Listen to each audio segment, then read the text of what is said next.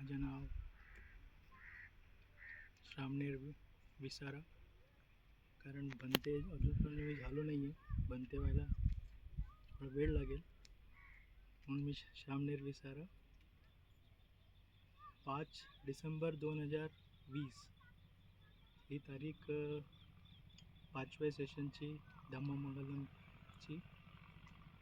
त्यावेळी त्या त्या त्या दिवसापासून मी जुळलेलो आहे, 5 नोव्हेंबर 2020 पासून.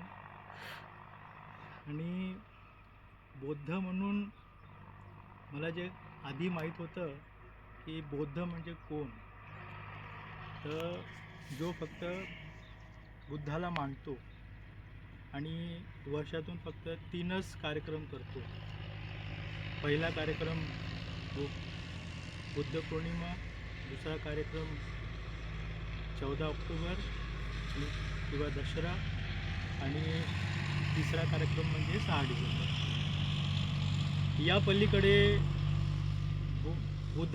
बौद्ध लोकांना जास्त काही यायचं नाही. जसं मी लहान होतो तसं लोकांना मलाही तसंच वाटायचं की हे तीनच प्रोग्राम असतात.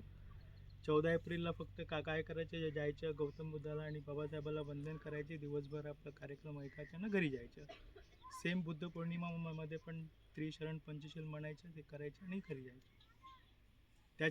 त्याच्या पलीकडे बौद्ध काय करतात आणि बौद्ध कोण असतात ते मला माहीतच नव्हतं. 5 डिसेंबर नंतर मला हळूहळू कळायला लागलं की बौद्ध म्हणजे कोण होतो आणि कसा असतो आणि कसा बनतो, बौद्ध कसा बनतो. आपल्याकडे एक कसं असतं की जो बुद्धाला फक्त जाणतो तो बौद्ध असतो, मानतो तो बौद्ध असतो, जाणत कुणीच नाही. तर धम्ममंगलम टीमनी बुद्धाला जाणण्याचा एक मार्ग दाखवला की बुद्ध म्हणजे खरंच कोण आहे.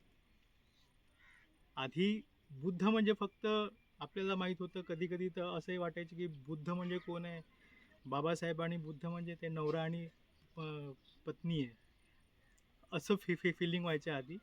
पण नंतर हळूहळू जेव्हा कळायला लागलं की बुद्ध म्हणजे कोण आहे आणि धम्म म्हणजे काय आहे आणि तो किती अथांग आहे, किती मोठा आहे, ते जसं जसं या धम्ममंगलमचे सेशन समोर पुढे वाढत गेले तसं आणखी डीपमध्ये कळत गेलं की धम्म काय आहे. आणि हळूहळू धम्मामध्ये मग असं आपण रमायला लागलो. आणि त्याच्यानंतर मग मी पण दीपक सर जसे जसे आपल्याला सांगायचे तसं तसं मी त्याच्यावर थोडंसं चेक करायचो की काय ते बरोबर आहे की नाही आहे. मग ते थेरवादाचे पुस्तक वगैरे घ्यायचे, ते वाचायचे आणि ते कुठे काय लिहिलेलं आहे, काय काय नाही आहे, ते सगळं मग ते वाचणं स्टार्ट केलं. मग त्याच्यानंतर मग असं कळायला लागलं की जो व्यक्ती सांगत आहे त्याच्यामध्ये काही ना काही आहे आणि खरंच काही आहे.